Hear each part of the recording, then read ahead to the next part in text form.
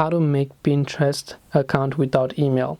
So if you want to actually create a Pinterest account without email, right? So you have your Pinterest app over here, and then let's say you want to start creating an account, but you can see the only option that it gives me right away is to simply use my email address over here. But unfortunately, directly without this you can't do it. But what you can do is, if you have Google or Facebook, then you will be able to directly link with those, and you don't have to link to your Pinterest account using your email. So some Facebook accounts might not even have an email, you might just have a phone number, whereas Google account will have an email, but you don't have to enter a separate email over here.